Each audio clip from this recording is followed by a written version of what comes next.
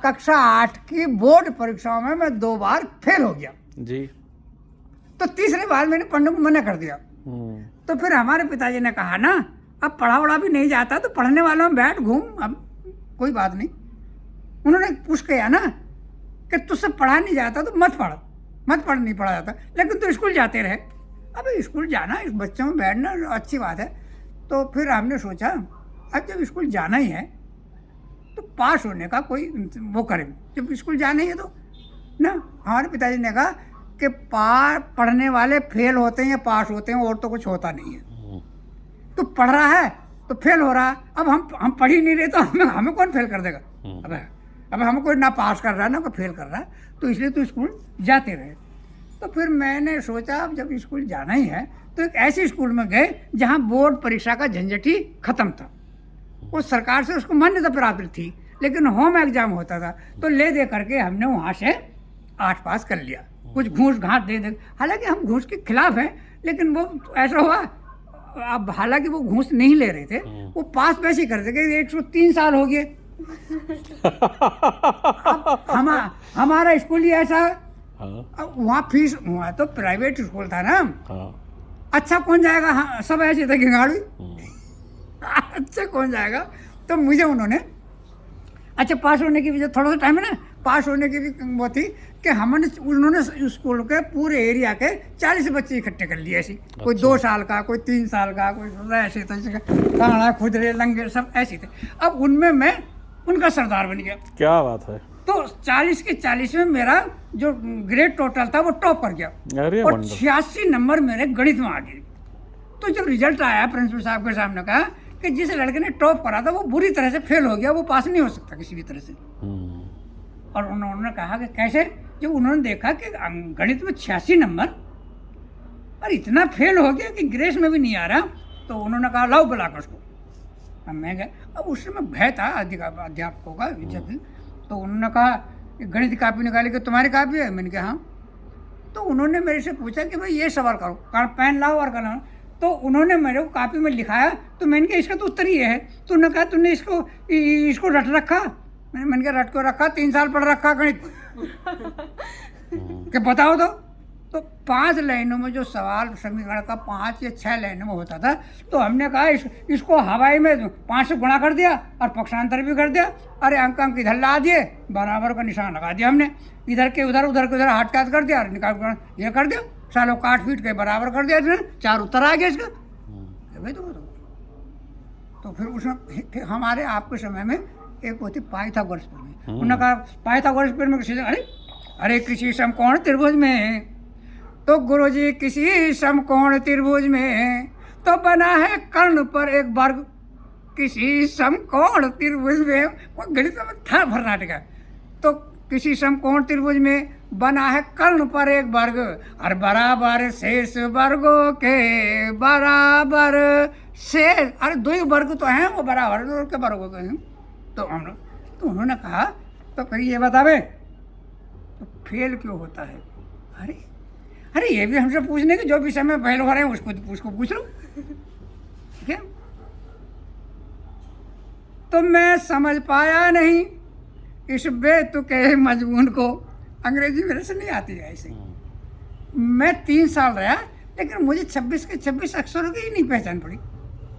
सी इधर को है, डी इधर को कर दिया, पी उधर को कर दिया, ये कर दिया, जो गोल कर दिया, डी का मुंह इधर को कर दिया, सी का मुंह इधर को कर दिया, पी उधर को कर दिया, नीचे को कर दिया, ऊपर को कर दिया, बस उसी बवाल क्या है। तो फिर ऐसा हुआ साहब, 8 में उन्होंने मुझे को पास कर दिया, नंबर हवाई बढ़ा के उन्होंने कहा पास कर दो इसको, क्या करेगा अंग्रेजी छोड़ देगा। ओहो, एक तो अकल कम थी सर बाबूजी, बस भांग खाती। इंटर कॉलेज में जाके कक्षा 9 में साइंस ले ली। बताओ, मतलब नॉनसेंस हुआ ना, जिससे 8 पास नहीं हुआ करके। मतलब सन 71-72 में साइंस का शुरुआत हो रही थी, तो बहुत बिलियन लड़के लेते थे साइंस को। हर उस जमाने में हर कोई साइंस नहीं लेता था। अब ये बुद्धू राम ने साइंस ले ली।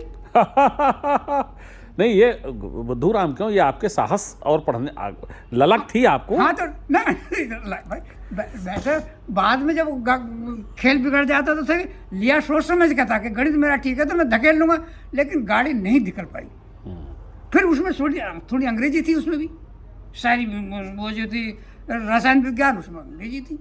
अभी समीकरण बैन मैंने कहा तुमने समीकरण कैसे बैलेंस कर दिया सूत्र, हम कहने तो कहते सूत्र ही नहीं बनता कि किताब पढ़ने से होगा ये। अरे तो वैज्ञानिकों ने बनाया, तेरे कहने से थोड़ी हो जाएगा।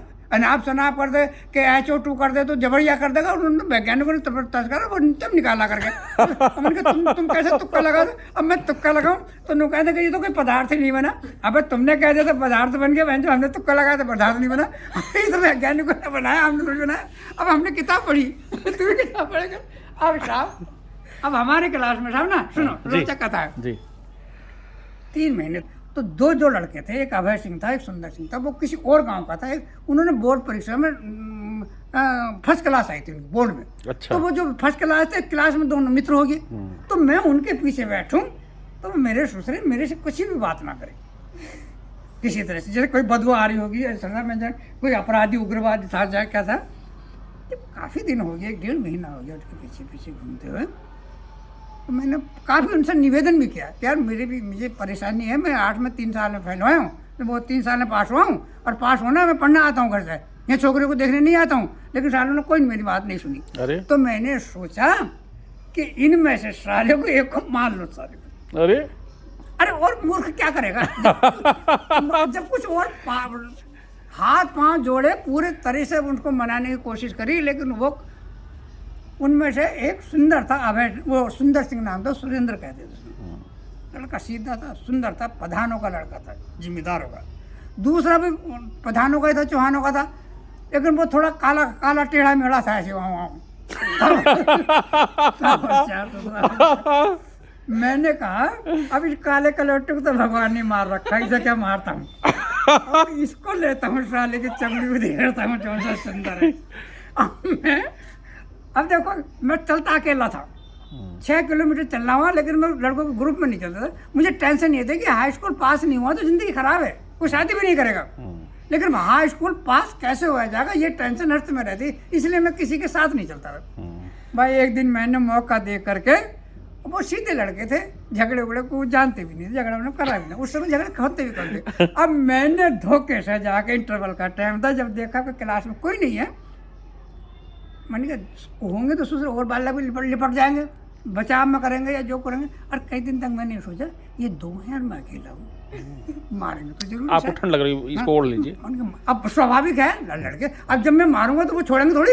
मैंने कहा, तो मैंने सोचा, मैंने प्लान बनाया उग्रवाल तक कि पहले जी भर के सालों को मार लूं, होश ही ना लो, धोखे से जितना मारा जा सके ना। बहुत मजेदार कहानी आपकी, उतना मैं मार लूं, और फिर तो वो जितना वो मारेंगे फिर तो भैया मार खानी है। तो मैंने जो था नशा उसको ऐसा कब्जाया उसको, और ऐसे करके ऐसे, अब मारने की तो फुर्सत नहीं मिली, दोनों हाथों से मैंने उनको हाथ से ऐसे ना ऐसे कब्जा करके और ऐसे ऐसे करके साले पिचका दूंगा तेरी साले प्रधान के बहन चो 2 महीने से परेशान कर रहा साले, बड़ा सुंदर हो रहा है, खोल दूंगा साले तेरी। छोड़ा नहीं मैंने उसको मारने, अब छोड़ता तभी तो मारता, लेकिन मैंने उसको इतना दबा दिया, उसने उसकी तरफ को देखा, अभय की तरफ को कि बचाएगा, वो बेचारा ऐसा हो गया कि कर्तव्य भी कुछ कहा ही नहीं उसने। जो उसने देखा सुंदर ने जिसे दाब रखा था कि छोड़ दे मुझे, तो मैंने कहा मारेगा तो नहीं साले, छोड़ूंगा जब बता मारेगा तो नहीं, अरे छोड़ तो दे। मैंने कहा ऐसा नहीं छोड़ूंगा साले, ऐसा नहीं छोड़ूंगा। और वो इतना खड़ा ही रहा। फिर उन्होंने कहा अच्छा कुछ नहीं कहूँगा तो छोड़ दे मेरे, साले बहुत उसमें आ गया ना, साले डिप्रेशन में आ गया ना। मैंने उसको छोड़ दिया। फिर वो भी आया, साला काला करोटा ही उन्होंने कहा छुकरान तेने यार गजब ही कर दिया। उनके गजब कर रहे साला उन्हें। उनने कहा अच्छा यार बता तेने मारा कम। मैंने कहा देख मैं 6 किलोमीटर से आता हूँ स्कूल में, पढ़ने आता हूँ, यही लड़ाई करने को आता हूँ। अब आता तो मैं भी पढ़ने के लिए हूँ, पूरी जोर लगा रहा कि 1 महीना हो गया। मैंने कहा देख भाई साले सुंदर के बच्चे देख, पाँव हैं हमारे, साले तेरे से कम नहीं है पाँव, तो है भले गोरा है तो साले पाँव है हमारे बाहर। तो हमेशा मैं जो जूता में आता, हमारे पाँव में कभी चप्पल नहीं।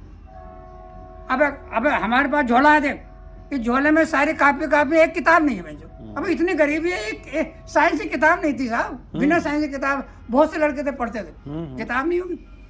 जेब है, जर्जी ने कितनी तेरे से बड़ी जेब है, इसमें कभी एक सारा खुट्टा पैसा नहीं देखा आपने। खोपड़ी है, साले इस खोपड़ी में दिमाग भी नहीं दिया तो मारो नहीं तो सालो तुमको और क्या करो सालो। बताओ दोनों बताओ साले टेढ़े मेढ़े कलौटे, पढ़ाएगा मेरे को नहीं पढ़ाना है, कल से सालो स्कूल नहीं आना, नाक में दम कर दूंगा सालो, सिर फोड़ दूंगा तुम्हारे बहन चोद सालो। ऐसा करा ना मैंने। उन्होंने कहा अरे स्कूल हमारा है, हमारा नाम लिखा, तुम कल को बिल्कुल मत आना। उन्होंने कहा आज छुकराम, वो काला कलौटा, या छुकराम इतनी सी बात कर मार देते ना साला भी तो मारूंगा। अरे गुरुजी उन्होंने इतनी मेहनत कराई, मतलब उनके लिए तो कोई खास काम नहीं था, वो ऐसे तरीके बताए, ऐसे ढंग से बताए कि मेरी उस स्कूल में गुड सेकंड डिवीजन साइंस आई। गजब। जब रिजल्ट आया हमारे गांव में, साइंस वाले मास्टर साहब भी उन्होंने देखा था, वो फिर उन्होंने बताया कि बात क्या है। मैंने कहा इनको मार रखा है मैंने फिर वो क्लास में है कि भाई क्या बात, मैंने कहा साला खूब ठोका है ना। दोनों ठीक। तो जब रिजल्ट आया तो दो बात ये थी कि उस समय पैसे लेते थे रिजल्ट देखने के, तो पैसे नहीं थे। दूसरा ये था, डर तो था ही कि फेल हो गया तो और टेंशन है, इसलिए 1 महीना टेंशन फ्री रहेंगे, जब स्कूल खुलेगा तभी होगी, जहाँ फेल होंगे तो टेंशन तो होगी, इससे सारी टेंशन ही तो नहीं। अभी हम रिजल्ट नहीं देखते। अब सारे गांव के बच्चों का रिजल्ट देख लिया, सब जानने था स्कूल वालों का। अब उन्होंने और कोई नहीं रह गया कि एक बुद्धू नाम रह गया। वो 8, 10, 5, 7 तक जितने थे हाई स्कूल इंटर के ना, वो आए हमारे घर को ढूंढते हुए, कहाँ है वो उनमें मिल गया उनको। दो ने इस हाथ पकड़ा, दो ने ये पकड़ा हाथ, दो ने पीछे से धकेलते जहाँ वो अखबार वाला था वहाँ ले गई।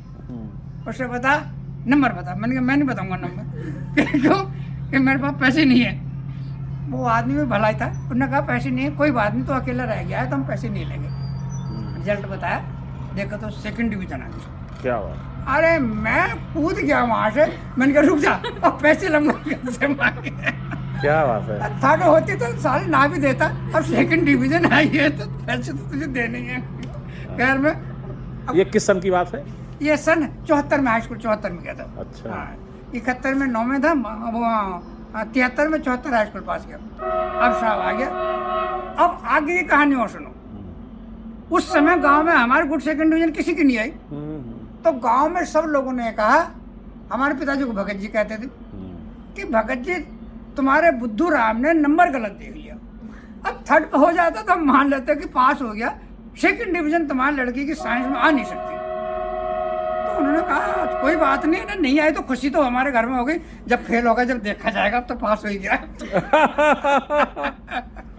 ना। तो अब स्कूल खुला, अब मुझे तो पता था जब वो आ गया तो बिल्कुल सही है। जब स्कूल खुला तो देखा तो बिल्कुल मिल गया।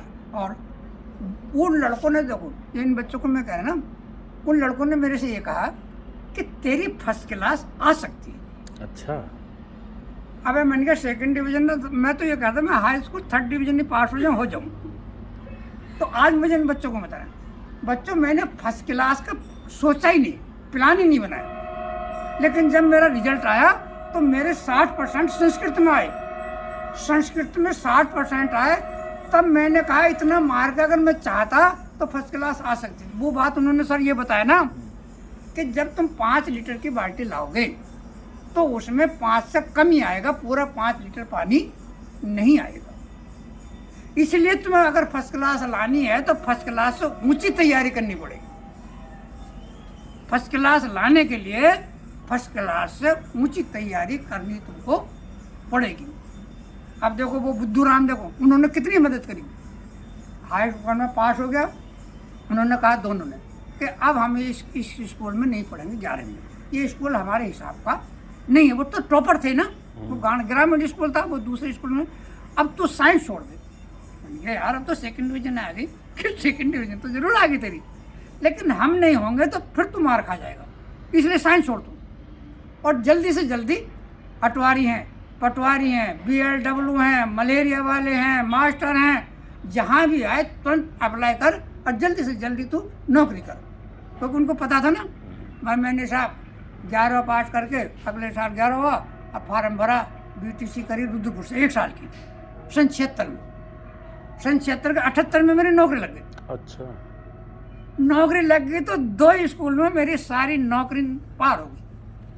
17 साल में रहा, हाँ 13 साल रहा मैं प्राइमरी में एक स्कूल में लालढंग में, और 26 साल रहा मैं एक स्कूल में। तो अब देखो, अब दूसरी बात, अब हमारा एक जहाँ गौतमी हाइट है, गौतमी हाइट है होटल, उससे पश्चिम को किताब घर लिखा है, ड्रेस किताब घर होने को, वो लंबा सा मार्केट हमारा ही है, 3500 फुट में।